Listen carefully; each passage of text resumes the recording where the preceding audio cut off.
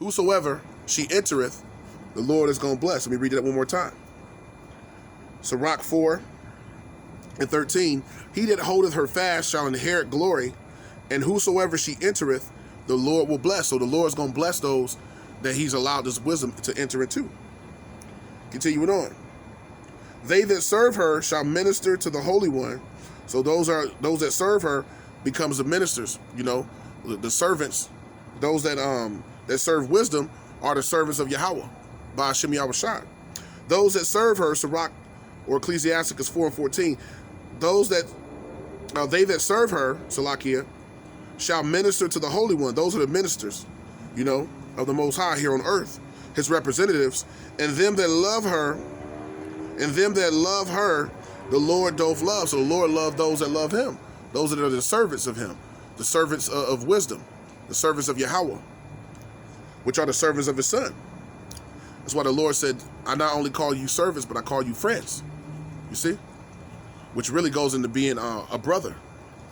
We become, truly one with the Most High. Verse 15, whoso giveth ear unto her shall judge the nations. Speaking of the elect, those are the ones that are going to have rulership over the nations when you read Revelation 2:26. That those are the ones that's going to have that dominion over the nations. The first fruits, which is the elect. Whoso giveth ear unto her shall judge the nations, and he that attaineth unto her shall dwell securely. They're going to be the ones that's going to be safe, from the missiles and from Jacob's trouble and all of the wrath that the Lord is going to bring. Verse 16, if a man commit himself unto her, he shall inherit her. So you have to be committed. The way this relationships work is you have to be truly committed, fully committed unto wisdom, fully committed unto the Lord. So you have to commit your life unto this wisdom, knowledge, and understanding, in order to have that true relationship with the Lord. That's how you worship him in spirit and in truth. It says, for if a man commit himself unto her, he shall inherit her, and his generation shall hold her in possession. Verse 17, for at the first she will walk with him by crooked ways, speaking of wisdom. So on this path is a very daunting task. It's not easy, right? It's not easy being a servant of the Lord in a wicked world, amongst the living dead in this realm. So now I read it again. For at the first she will walk with him by crooked ways and bring fear and dread upon him. That's how this walk is, It can be a very bitter and miserable, life. But that was the life that Yahweh Shai had to live, and that's what we have to do as well. We have to deal with the bitterness. It says, and bring fear and dread upon him, and torment him with her discipline. But see, all that is the discipline of the Lord. That's what the Lord requires, the Holy Spirit of discipline, right? It says, and shall torment him with her discipline until she may trust his soul and try him by her laws. See? So wisdom, your mother, is going to try you by her laws, by the keeping of her ways, by the having faith, Verse 18, then she will return the straight way unto him and comfort him and show him her secrets. That's as we continue, to endure. He that endures to the end, the same shall be saved. So on this race that we are running, this race of endurance, the Lord will continue to, comfort you with these words, with the understanding. That's why it says, then she will return the straight way unto him and comfort him and show him her secrets, which is the depth of this understanding. And that depth of understanding continues to allow one, to continue in the faith, to continue to serve the Lord, to continue to believe more, to continue to attain unto this wise counsel, to continue to be filled with that oil, those wise virgins who took out their oil with them in their lamps, as opposed to the foolish virgins, who didn't take enough oil, who ran out. Which is that's truly the depth of riches, right? That's truly the depth of riches. So now, as it pertains to wisdom, let's get a little bit more. We close it out. This is the book, speaking of wisdom, being likened unto our mother and our father of all spirits, which is the Most High. This is Proverbs, the 9th chapter, just going a little bit more into wisdom.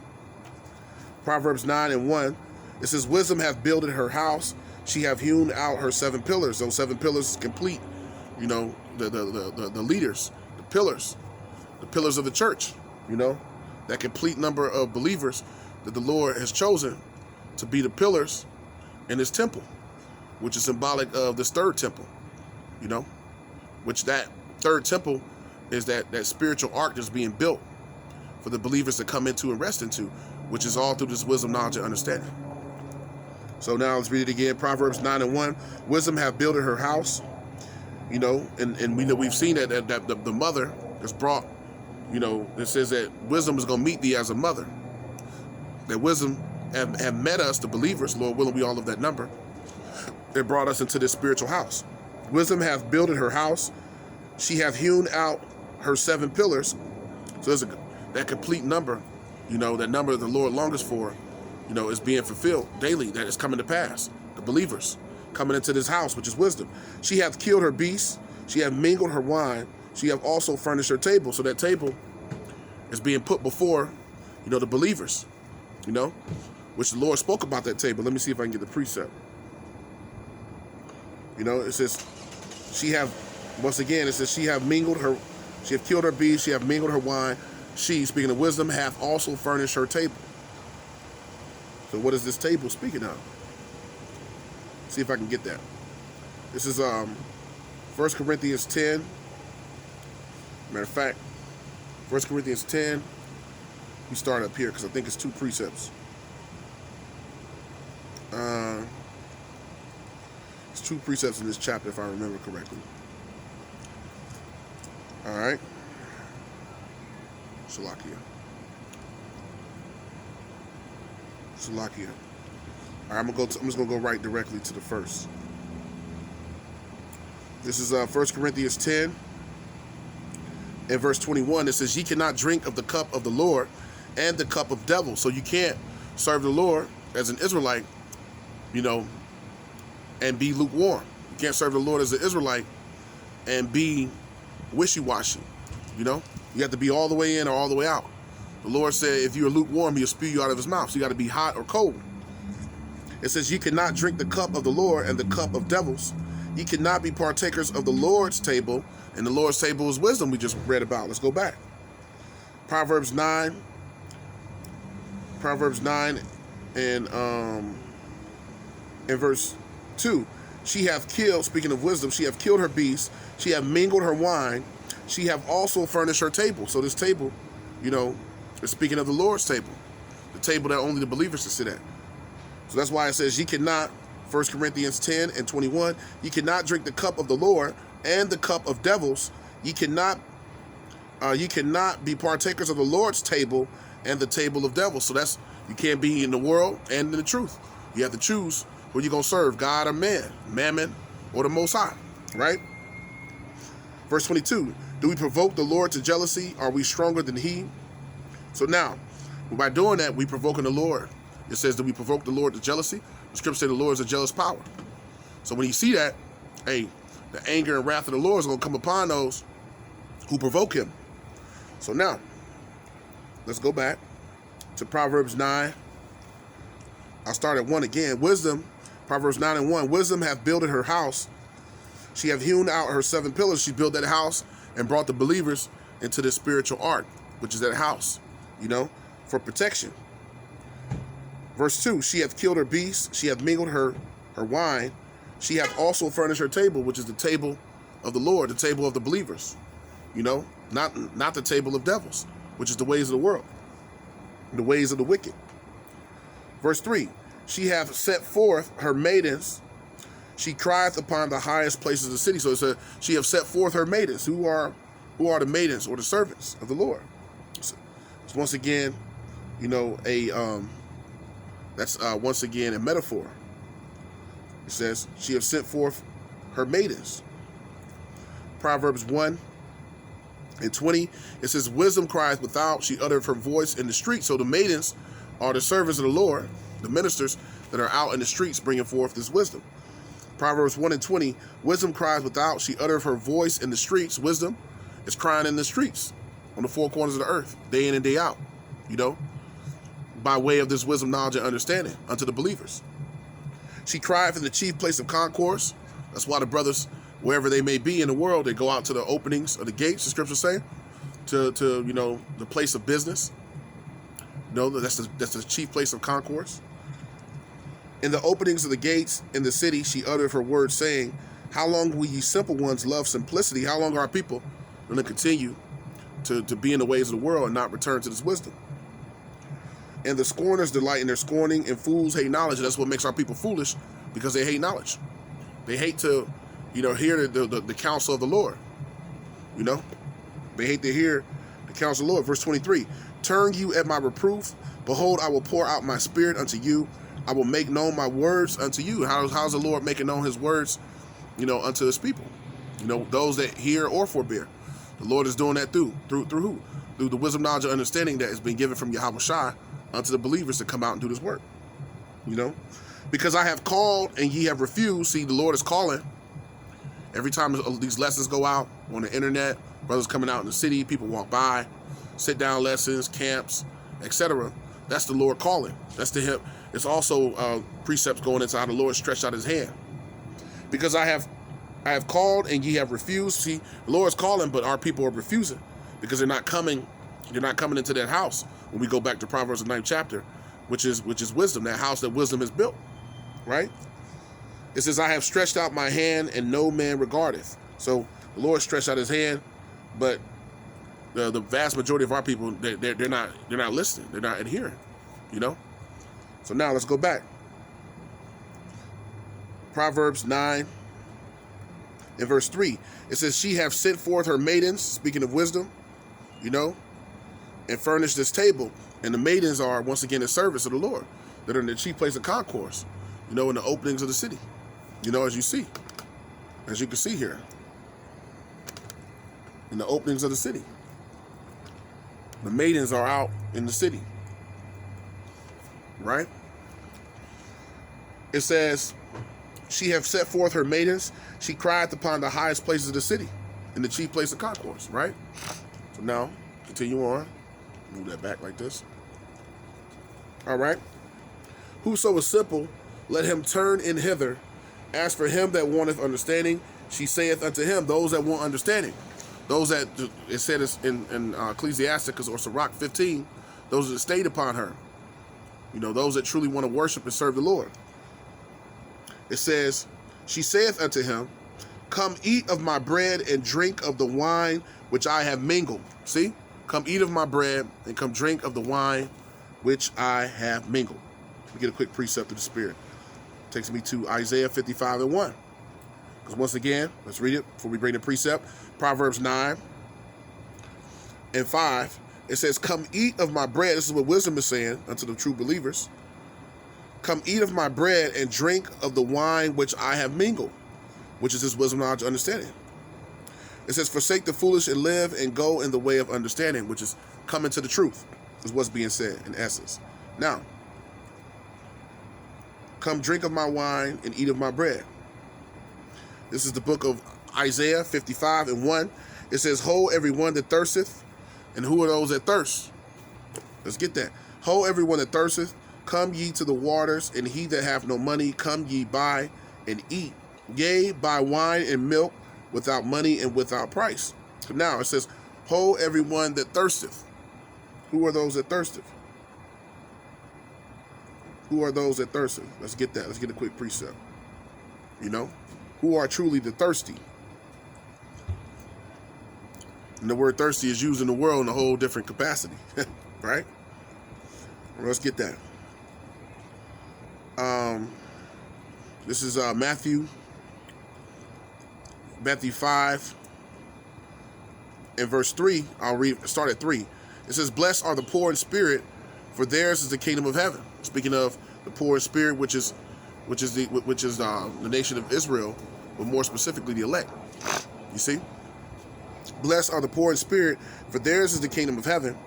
Blessed are they that mourn, for they shall be comforted. So even though we're mourning now, the scriptures say the Lord's going to give us beauty for ashes, right? And in faith for the spirit of heaviness, etc. It says, blessed are they that mourn, for they shall be comforted. Blessed are the meek, for they shall inherit the earth, which is speaking of the elect.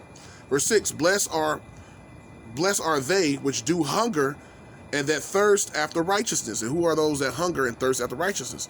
It's speaking of the elect, the Bakarim in the Hebrew. Those are the ones that are thirsting and that hunger and thirst after righteousness. Because the Lord is filling those that thirst and hunger after righteousness. Blessed are they which do hunger and thirst after righteousness, for they shall be filled. So those are the ones that's being filled now, which is the elect. So let's go back. Isaiah 55:1. Ho, everyone that thirsteth, speaking of the believers, come ye to the waters, which is his word, and he that hath no money, come ye buy, meaning to acquire. You don't have to have money to acquire this wisdom, knowledge, understanding, because we read it earlier in Proverbs 23, the 23rd chapter, around the 23rd verse. To buy the truth and sell it not. So you don't have to literally have money. You don't have to come trade to get the understanding. You don't have to come and barter. This is freely given. Freely you receive, so freely we're supposed to give. It says, come ye, Isaiah 55:1, come ye to the waters, and he that have no money, come ye buy and eat. We're supposed to come sit down at the table and receive and delight ourselves in fatness, which is the overabundance of this wisdom, knowledge, and understanding. It says, and eat, yea, come buy wine and milk, which is all symbolic of the truth, without money and without price. Without money and without price. See, this is free. Verse 2, wherefore do you spend money for that which is not bread? But our people, would rather be in the ways of the world, putting their time, energy, and literally their money, into that which is not bread, which that true bread of heaven is speaking of Yahweh Shai, speaking of wisdom, that wine, that water. Wherefore do you spend money for that which is not bread, and your labor for that which satisfieth not? You put all your energy, time, mind, body, and soul. We just read, the Yahweh Shai said the greatest commandment is to do what? Fear the Lord, keep his commandments, and to give the Lord our mind, body, and soul. Our mind, body, and spirit. So to give our all to the Most High. But so it says, wherefore do you spend money for that which is not bread, and you labor for that? I'll read it again. Wherefore do you spend money for that which is not bread, and your labor for that which satisfies not? But everything that you labor for in this world, it ain't gonna satisfy you.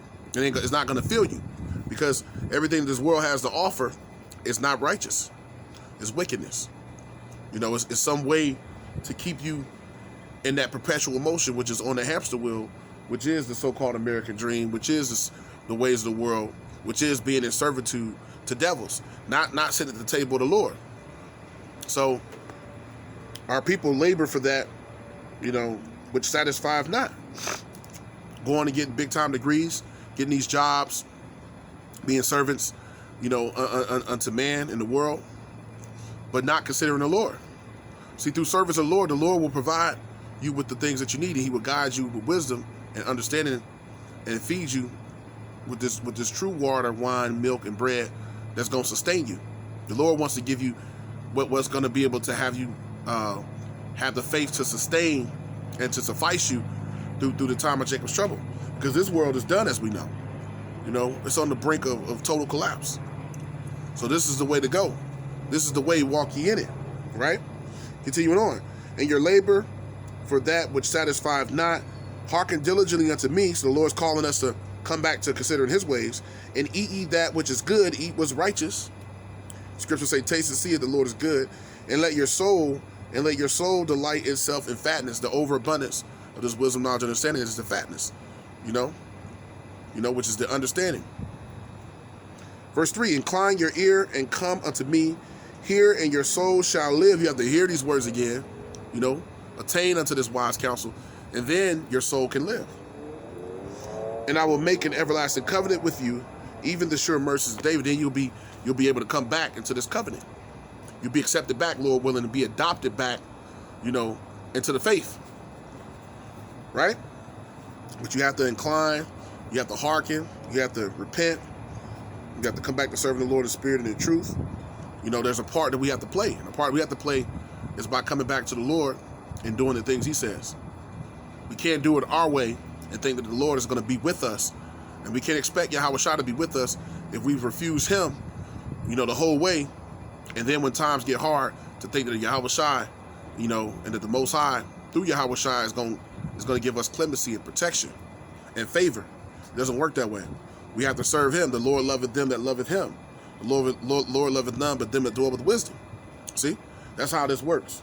So there's an honesty, there's a sincerity to serving Yahweh Shem Yahweh Shai. Now, See if I got any more. See if the Spirit will give me anything else to add. Add to this as it pertains to wisdom. And I think that was it. So it's all through the Spirit of the Lord. Lord willing, this lesson was edifying, for those that see it, that view it. Want to give all praises, honor, and glory to Yahweh, by Hashem Yahushai, by Hashem Rekah HaKodash. Double honor as always from Yah to the elders and apostles of Great Millstone, who are the true teachers of Israel today and have labored faithfully in His truth. Peace, love, blessings, and salutations to the hopeful elect. Habayath Madawada, the house of David. The brothers labor to make their calling of election sure, day in and day out, doing this work with all truth, righteousness, and sincerity and diligence, giving all diligence to make their calling of election sure. So unto you brothers, peace, love, blessings, and salutations, and to the Akim and Akwafim, the brothers and sisters who also listen and believe on Yahweh Bashim Yahushai, and unto you I say shalom as well. So shalom to the hopeful elect.